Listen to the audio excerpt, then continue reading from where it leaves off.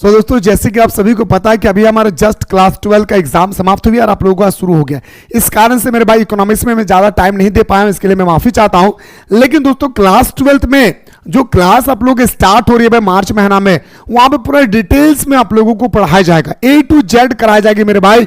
इसलिए आप में से कोई भी बंदा अगर चाहते कि सर मुझे अच्छी तरह से प्रिपरेशन करना है, एग्जाम जो 2027 में हमारा बोर्ड एग्जाम होने वाला है इसके रिगार्डिंग, तो मेरे दोस्तों आप लोगों का जो कोर्स अभी लॉन्च हो चुकी है, आप लोग फटाफट जाकर के ज्वाइन कर ले। मिसाइल क्लासेस के आपको डाउनलोड कर लेना प्ले स्टोर से, वहां पे कोर्स अवेलेबल है। अगर आप कॉमर्स और साइंस बैकग्राउंड से हैं तो 1 मार्च को आप लोगों का स्पेशल कोर्स लॉन्च हो गया ओनली फॉर इकोनॉमिक्स का, तो वहां पे जाकर के आप लोग देख सकते हैं भाई। आइए सर बिना देर के हम लोग क्वेश्चन की ओर मूव करते हैं। पहला क्वेश्चन है सर, एडम स्मिथ ने 1776 यानी हमारा 1776 में कौन सा पुस्तक लिखा था? तो बताएंगे सर, याद रखिएगा, inquiries into the nature causes of wealth of nation. Option number आपका ए इसका राइट आंसर होगा। आपके स्क्रीन पे आते सर अगला, अनुसंधान की विधियां क्या है sir? Method of investigation are. तो बताएंगे सर इसका कितना विधि होती है दोस्तों? ये क्लास 11 का जो आपका बुक है दोस्तों, इसमें 2 बुक है, इसको भी याद रखिएगा। तो बताएंगे सर 2 मेथड होते हैं भाई। कितना सर? हमारा 2 मेथड होती है भाई, ठीक है ना। चलिए, और जैसे नंबरिकल आएगी ना भाई, मैं सारा नंबरिकल भी बता चुका हूं, एक बार जाकर के आप लोग देख लेंगे भाई, ठीक है। अगला देखिए सर, स्थिति मध्य क्या है? पोजीशन ऑफ एवरेज क्या है? एक बात बताए दोस्तों, पोजीशन ऑफ एवरेज की अगर हम लोग बात करें तो हमारे क्या होगा दोस्तों, यहाँ पे बहुलक हो जाएगा भाई। क्या होगा सर आपका? याद रखिएगा बहुलक हो जाएगा भाई, ठीक है। चलिए आपके स्क्रीन पे आते सर अगला क्वेश्चन पे कि 54532654 ये पूरा डाटा का आपसे भूयिष्ठ निकालना है भाई। इसका मतलब क्या होता है सर? इन्हें आपको मोड निकालना है। इसका मतलब क्या होता है दोस्तों? बहुलक बताना भैया। बहुलक किसे कहते हैं दोस्तों? जो बार बार आता है भाई। तो देखिए 5 1 2 3 4 5 6 7 यानी जो हमारा 5 है दोस्तों वो सबसे ज्यादा बड़ा है, इसलिए हमारा क्या हो जाएगा भाई? तो हमारा डी इसका राइट आंसर होगा, ना ऑप्शन नंबर डी 5 इसका राइट आंसर हो जाएगी। आपके स्क्रीन में आते सर अगला, निरपेक्ष माप क्या है? एब्सोल्युटली मेजर क्या है? तो बताएंगे सर निरपेक्ष माप की अगर हम लोग बात करें मेरे भाई, तो वो होगा हमारा कौन? विस्तार, जिसे हम लोग रेंज बोलते हैं। रेंज का फॉर्मूला क्या होता है दोस्तों? तो बताएंगे सर रेंज का फॉर्मूला होता है उच्च माइनस निम्न, यानी हाईएस्ट माइनस लोएस्ट। याद रखिए भाई, रेंज कैसे निकालना है मैंने आप लोगों को बताया था पिछला वीडियो में, जो नहीं देखे प्लेलिस्ट में जाकर देख लीजिए भाई। राष्ट्रों के धन के स्वभाव तथा कारणों की खोज नामक पुस्तक किसने लिखा है? तो बोलेंगे सर एडम स्मिथ ने। और एडम स्मिथ को ही दोस्तों हम लोग क्या बोलते हैं भाई? तो हमारा अर्थशास्त्र का पिता भी बोलते हैं। ये क्वेश्चन कंफर्म आपके पेपर में आएगा भाई, ठीक है। चलिए आपकी स्क्रीन पे आते सर अगला, प्राथमिक सम्मक होते भाई प्राइमरी डाटा आर। जो हमारा प्राथमिक सम्मक होते हैं आखिर क्या होता है भाई? तो बोलेंगे सर हमारा मौलिक होता है, यानी ओरिजिनल। मौलिक का मतलब क्या होता है भाई? हमारा ओरिजिनल। ऑप्शन नंबर ए आपका राइट आंसर होगा। आपके स्क्रीन पे आते सर क्वेश्चन नंबर 8, अनुसंधान करता संग्रह करता है। अनुसंधान जो करता है वो संग्रह करता है क्या सर? तो बोलेंगे सर हमारा डाटा को कलेक्ट करता है। क्या बोलेंगे सर? डाटा को क्या करते हैं रसगुल्ला? तो कलेक्ट करता है। कई गुना बेहतर बताऊंगा क्लास 12 में, ये आप लोगों का एग्जाम है दोस्तों, इसलिए मैं इतना फास्ट बता रहा हूं। यकीन नहीं होगा दोस्तों तो आप लोग जाकर के एक बार हमारे शॉर्ट्स में जाकर के देख सकते हैं कि कैसे मैंने इस साल इकोनॉमिक्स का पेपर को हूबहू हैक कर लिया था भाई। हाँ, हैक नहीं कह सकते मेरे भाई, मेहनत थी मेरे दोस्तों, ठीक है। इसलिए दोस्तों अगर आप चाहते हैं कि सर मुझे अच्छी तरह से तैयारी करना है तो इस प्लेटफॉर्म को पकड़ के रखिए मेरे दोस्तों, हर एक वो चीज कराई जाएगी, आपके सोच से 10 गुना कराया जाएगा भाई, ठीक है। आइए, न्यायाधर्ष के आकार के बढ़ने पर सामान्यतः न्यायाधर्ष त्रुटियां है भाई। तो बताएंगे सर ये जो क्वेश्चन नंबर आपका 9 है भाई, इसका भी राइट आंसर क्या होगा भाई? घटती है भाई। क्या बोलेंगे सर? घटती है भाई। आपकी स्क्रीन पे आते सर अगला, वर्ग सीमा का मध्य बिंदु को क्या कहते हैं भाई?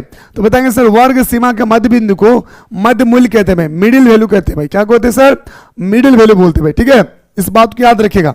जैसे दोस्तों आपसे पूछा जाएगा कि 70 और 80 का मध्य बिंदु क्या है भाई, तो आप क्या बोलेंगे सर? 70 और 80 को जोड़ेंगे तो हमारे 150 होगा, 150 को 2 से डिवाइड करेंगे तो 75 हो जाएगा। तो 75 हमारे क्या है सर? मिडिल वैल्यू है भाई। तो ये हमारा 75 क्या हो जाएगा सर? हमारा मिडिल वैल्यू है, ठीक है। चलिए आपके स्क्रीन पे आते सर अगला, चतुर्थ विचलन का सूत्र क्या भाई? ये सूत्र आपके पेपर में 1000% की गारंटी देता हूं दोस्तों, सूत्र आएगा आपके पेपर में, ठीक है। तो आपका चतुर्थ पूछाएगा भाई, 4 पूछा गया दोस्तों चतुर्थ वाला, तो एक 3 होगा। जहां चतुर्थ, जैसे दोस्तों आपका चतुर्थ की जगह में अगर तृतीय रहता ना भाई, तो तृतीय आपका यहाँ पे क्या होता है भाई, Q3 माइनस Q1, इस चीज को सॉरी Q2 माइनस 1, मतलब जितना पूछा जाएगा उससे एक डाटा आपको घटा देना भाई। तो बोलेंगे सर Q3 माइनस Q1 बटा 2। याद रहे 2 डालना मत भूलिए भाई, सब में 2 है लेकिन हमेशा माइनस में होता है भाई, ये प्लस में नहीं होगा, प्लस में नहीं होगा, प्लस में नहीं होगा। जो माइनस में होता है दोस्तों वो हमारा राइट आंसर होती है, इस बात को याद रखिए। अगर यही आपसे चतुर्थ की जगह में तृतीय पूछ देता मेरे भाई, तो आप क्या बोलते सर Q2 अब माइनस Q1 बटा 2। एक डाटा आपको घटा देना भाई, एक डाटा, ठीक है। अगला है सर स्प्रीमेन के साथ संबंध गुणांक का सूत्र क्या है। ये गुणांक का सूत्र कंफर्म है, पेपर में टपक रहा है भाई। तो बोलेंगे sir R equal to 1 plus 6 sigma d2 D square divided by n। n का मतलब यहाँ पे नंबर होता है भाई, ठीक है, n into N square minus 1। ये फॉर्मूला है मेरे दोस्त, आपको याद रखना होगा भाई। अगला वर्गीकरण सारणी का संबंध है भाई। Classification is the dash of tabulation, किसका दोस्तों है, तो मोहब्बत से बोलेंगे सर ये हमारा आधार का भाई। क्या बोलेंगे सर, बेस का है भाई। किसका बोलेंगे सर, बेस का है भाई, ठीक है। आपकी स्क्रीन पे आते सर अगला, ग्राफ द्वारा निम्न में से किसकी गणना नहीं की जा सकती भाई। हम लोग ग्राफ में किसका गणना नहीं कर सकते भाई, तो वो हमारा होगा समांतर मध्य का। बाकी दोस्तों हम लोग माध्य का भी कर सकते हैं, बहुलक का भी कर सकते हैं, ठीक है, लेकिन हम लोग माध्य समांतर माध्य का नहीं कर सकते। ऑप्शन नंबर ए आपका राइट आंसर होगा। आपके स्क्रीन पे आते सर अगला क्वेश्चन नंबर 15, यदि 25 20 18 x 24 30 समांतर माध्य अगर 22 है तो x का मतलब बताइए मेरे भाई। देखिए सबसे पहले दोस्तों आपसे क्या पूछा गया भाई, सबसे पहले जानिए आपसे क्या पूछा गया रसगुल्ला। तो बोलेंगे सर हमसे पूछा गया भाई क्या, तो बोलेंगे सर आपसे पूछा गया क्या, मध्य पूछा गया, और मध्य का फॉर्मूला है भाई क्या, सबको जोड़ना है भाई। क्या बोलेंगे सबको जोड़ेंगे सर, तो 25 अब प्लस 20 45 अब प्लस 18 अब प्लस x प्लस 24 प्लस 30, ठीक है भाई। याद रखिए क्या बोलेंगे सर, 25 20 18 x 24 30, ठीक है ना भाई। और इसका दोस्तों वैल्यू दिया है मध्य का, कितना दिया है सर 22, और इसको जोड़ेंगे मेरे भाई, सॉरी कितना डिजिट है 1 2 3 4 5 6 जोड़ेंगे भाई। इसको इससे जोड़ेंगे तो हमारा टोटल आएगा 117, ठीक है भाई। एक बार जोड़ के देख लीजिएगा, 117 प्लस एक्स डिवाइडेड भाई, इसको इससे मल्टीपल करेंगे, 6 दूने 12 6 दूने 12 1 13, एक्स बराबर हमारा निकल कर कितना गया भाई 15। ना ऑप्शन नंबर 15 का क्या हो जाएगा सर बी। क्या बोलेंगे सर 15 का ऑप्शन नंबर क्या हो जाएगा सर बी। मैं ऑलरेडी दोस्तों न्यूमेरिकल का एक वीडियो प्रोवाइड कर चुका हूं, जो भी नहीं देखे प्लेलिस्ट में जाकर देखिए। जैसे अगला क्वेश्चन 10 30 7 9 18 20 28 40 माध्यिका बताइए। जब भी माध्यिका निकालना भाई सबसे पहले आपको आरोही क्रम यानी असेंडिंग ऑर्डर में आपको सजाना भाई। तो 7 9 10 18 20 के बाद हो गया दोस्तों आपका क्या, तो बोलेंगे सर 20 के बाद आपका 30 और 40, ठीक है भाई। काउंट कीजिए 1 2 3 4 5 6 7 है भाई। तो 3 को इधर फेंक दीजिए, 3 को इधर फेंक दीजिए, बचेगा जो बीच में वही हमारा आंसर होगा। लेकिन दोस्तों यहाँ पे एक डिजिट छूटा होगा कहीं ना कहीं दोस्तों, हमें लग रहा है ये एक डिजिट छूटा होगा मेरे भाई, ठीक है। एक डिजिट कहीं ना कहीं मेरे दोस्तों छूटा होगा। 7 9 1 2 3 4 5 6 7 8 को डिजिट होगा भाई, एक छूट गया भाई 28। आई एम रियली सॉरी भाई, यहाँ पे 28 सॉरी भाई 18 के बाद 20 के बाद 28 के बाद 40 सॉरी 30 के बाद 40 होगा भाई, ठीक है। इस बात को याद रखिएगा, ठीक है ना। अब ध्यान से देखेंगे मेरे भाई, अब टोटल 8 को डिजिट है, 4 और 3 को डिजिट इधर फेंकिए और 3 को डिजिट इधर फेंक दीजिए, बचेगा बीच में जो 2, इसको जोड़ करके आधा कर दीजिए। 18 और 20 जोड़ेंगे 38 का आधा 19, ऑप्शन नंबर बी। मैं ऑलरेडी बता चुका हूं, फिर भी टाइम पास करा रहा हूं ताकि आपके एग्जाम में छूटे नहीं मेरे भाई। अगला, और हाँ इतना आसान क्लास 12 में नहीं आएगा, मैं डरा नहीं रहा भाई, और जितना भी हार्ड है आपकी सोच से हार्ड नहीं आएगा, और मैं जो बताऊंगा एक ही बार दिमाग में घुसाऊंगा, ये गारंटी देता भाई आप ये, ठीक है। सममित वितरण में भूयिष्ठ यानी बहुलक मध्य एवं माध्यिका में क्या संबंध है भाई, बहुलक मध्य माध्यिका में कौन सा संबंध है भाई, तो बोलेंगे सर याद रखिएगा ये हमारा संबंध है भाई। इसको स्टार लगा लीजिए भाई, ऑप्शन नंबर ए को आप लोग स्टार लगा लीजिए। मध्य माध्यिका बहुलक का डायरेक्टली फॉर्मूला आता है दोस्तों, तो याद रखिएगा ऑप्शन नंबर क्या हो जाएगा सर, ऑप्शन नंबर आपका क्या होगा भाई, तो एक्स का मतलब हमारा होता है दोस्तों बहुलक, और हमारा एम का मतलब होता है मध्य, और जेड का मतलब होता है माध्यिका, ठीक है। चलिए आपके स्क्रीन पे आते सर अगला, विस्तार गुणांक का सूत्र क्या भाई, आपसे अभी तो बताए sir, the formula of the coefficient of range, coefficient of range पूछा गया भाई।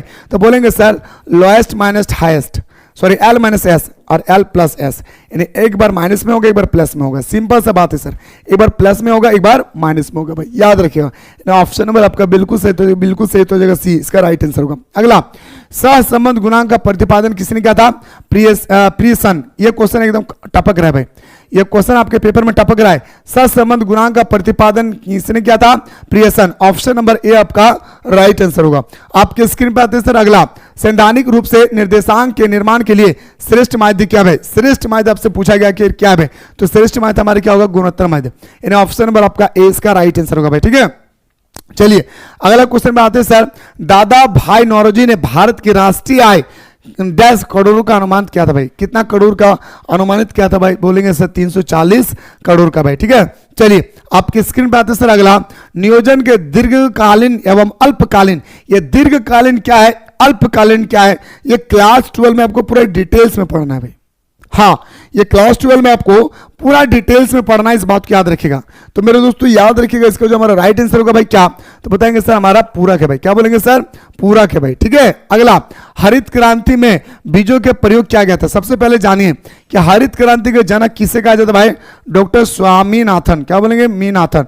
भारत में डॉक्टर स्वामीनाथन को, और विश्व में दोस्तों डॉक्टर बोरलॉग। अगर विश्व में पूछा जाएगा तो आपको डॉक्टर बोरलॉग बताना है, भारत में पूछा जाएगा स्वामीनाथन बताना है भाई, ठीक है ना। दूसरा बात, हरित क्रांति की शुरुआत कब हुआ था भाई? तो बताएंगे सर हरित क्रांति की शुरुआत तीसरी पंचवर्षीय योजना 1961 से लेकर 1966 के बीच में हुआ था। हरित क्रांति की शुरुआत में दोस्तों आपको बताना चाहूंगा कौन सा राज्य से हुआ था, तो बोलेंगे सर याद रखिएगा पंजाब में। कहां पे मेरे भाई? तो बोलेंगे सर पंजाब में सफल हुआ था। कौन सा फसल के लिए? गेहूं की फसल के लिए। तो आपसे पूछा जा रहा है दोस्तों बीज का नाम बताइए भाई, तो बीज का नाम है दोस्तों HYV। क्या बोलेंगे सर? HYV बीज का नाम है भाई। इतना जितना सारा चीज मैंने आप लोगों को अभी बताया हूं भाई, इतना सारा डाटा आपको पहले से ही पता होना चाहिए, बहुत इंपॉर्टेंट है भाई, ठीक है। ये जो मैं बता रहा हूं दोस्तों ये मस्ट इंपॉर्टेंट है भाई, ठीक है ना। चलिए आपके स्क्रीन पे आते सर अगला कि MRT, ये क्वेश्चन आपके पेपर में नहीं आएगा भाई। चलिए अगला, नहीं आएगा उस पर बातें नहीं करना भाई। विशेष आर्थिक क्षेत्र मॉडल 1 अप्रैल से लागू किया गया। मेरे दोस्तों आपको बताया गया है कि special economics zone model was in force way April, कब से दोस्तों? 1 अप्रैल कितने साल से ये लागू किया गया भाई? तो बताएंगे सर एक आपका 2000 में, जब हमारे झारखंड का गठन हुई। सबसे पहले दोस्तों बजट, आइए सर बजट क्लास 12 में पढ़ाऊंगा पूरा डिटेल्स में, बस इतना जानिए कि हमारा 1 अप्रैल को बजट मेरे दोस्तों पेश होती है भाई, याद रखिए भाई, ठीक है। और ये 31 मार्च तक चलती है भाई। क्या बोलेंगे सर? 31 मार्च तक चलती है, 1 अप्रैल को पेश होती है और ये हमारा 31 मार्च तक हमारा बजट चलता है भाई, ठीक है ना। चलिए अगला, चीन का मुख्य व्यवसाय क्या है? आपसे पूछा गया, जैसे हमारा भारत का मुख्य व्यवसाय कृषि करना भाई, इसी प्रकार से चीन का मुख्य व्यवसाय दोस्तों क्या भाई? कृषि करना भाई। क्या बोलेंगे सर? अमेरिका को पूछा जाता उद्योग बताते भाई। पाकिस्तान का सबसे बड़ा उद्योग क्या है? देखिए दोस्तों, भारत एक किस प्रकार का अर्थव्यवस्था है? मिश्रित। पाकिस्तान किस प्रकार का अर्थव्यवस्था है? मिश्रित। तो आपसे पूछा गया कि पाकिस्तान का सबसे बड़ा उद्योग क्या है? टेक्सटाइल। क्या बोलेंगे सर? टेक्सटाइल। आपकी स्क्रीन पर आते सर अगला क्वेश्चन पे, क्वेश्चन नंबर 28 है सर, स्वर्णिम चतुर्भुज योजना। ये याद रखिए दोस्तों, स्वर्णिम चतुर्भुज योजना मैं आपको पूरा डिटेल्स में बताऊंगा ज्योग्राफी में, ये एक्चुअली ज्योग्राफी का क्वेश्चन है। देखिए मेरे भाई, ये दिल्ली, क्या बोलेंगे सर? दिल्ली, मुंबई, कोलकाता और चेन्नई को हम लोग बोलते हैं भाई क्या? स्वर्णिम चतुर्भुज। क्या बोलते हैं भाई इसे? हम लोग स्वर्णिम चतुर्भुज बोलते हैं। तो स्वर्णिम चतुर्भुज हमारा यातायात के लिए प्रसिद्ध है भाई। क्या बोलेंगे सर? स्वर्णिम चतुर्भुज हमारा जो है दोस्तों हमारा यातायात के लिए प्रसिद्ध है। और इस साल ज्योग्राफी में 5 मार्क्स का यह क्वेश्चन आया था दोस्तों क्लास 12 में, 5 मार्क्स का, इतना याद रखिए भाई। चलिए अगला क्वेश्चन नंबर आपकी स्क्रीन पे सर, अगला क्वेश्चन है सर एलपीजी का अर्थ क्या है? मतलब एलपीजी मैं आपको बताना चाहूंगा लिक्विड पेट्रोलियम गैस, ठीक है। एलपीजी का पूरा नाम भी आपसे पूछा जा सकता है भाई। तो एलपीजी का क्या है मेरे भाई? उदारीकरण भी है, निजीकरण भी, वैश्वीकरण। वैश्वीकरण, निजीकरण, उदारीकरण क्या है? खुलेआम व्यापार करना। क्या मेरे भाई? खुलेआम व्यापार करना, उसको हम लोग बोलते हैं क्या? उदारीकरण, निजीकरण, वैश्वीकरण। ये तीनों डाटा आपको क्लास 12 में पढ़ना पड़ेगा भाई, ठीक है। तो ऑप्शन नंबर डी आपका राइट आंसर होगा। आपके स्क्रीन पर आते सर अगला, उदारीकरण का दोष क्या है? उदारीकरण की अगर हम डिमेरिट की बात करें तो एक अधिकार में वृद्धि होती है भाई। क्या? एक अधिकार में वृद्धि होती है भाई। आपके स्क्रीन पर आते सर अगला, भारत में गरीबी का कारण क्या है दोस्तों? भारत आज हमारा बहुत ही गरीबी से जूझ रही है। इसके क्या कारण है? सीमित उद्योग, ज्यादा से ज्यादा फैक्ट्री नहीं है, योग्य साहसी का अभाव, साहस नहीं है, पूंजी का निर्माण नहीं हो पा रहा सही से। Option number D. क्या बोलेंगे सर? ऑप्शन नंबर डी आपका राइट आंसर होगा। अगला, ग्रामीण साख का स्रोत है भाई। ग्रामीण शाख, शाख का मतलब होता है ब्रांचेस, एक पेड़ का बहुत सारे डालियां होती है उसको ब्रांचेस बोलते हैं। तो साहूकार क्या बोले sir, money lender. Option number आपका ए इसका राइट आंसर होगा। अगला, एलपीजी नीति को डैश टर्नल नीति के नाम से दिया जाता है भाई। एलपीजी नीति को हम लोग किस नीति के नाम से जानते हैं भाई, तो बोलेंगे सर याद रखिएगा यू नीति के नाम से जानते हैं भाई। क्या सर, यू नीति के नाम से जानते हैं। ऑप्शन नंबर आपका ए इसका राइट आंसर होगा। आपकी स्क्रीन पे आते सर अगला क्वेश्चन, 1997 में लकड़ावाला फार्मूला को डैश के निर्धारण के लिए स्वीकार किया गया भाई। किसके द्वारा स्वीकार किया भाई, तो बताएंगे सर गरीबी रेखा के लिए।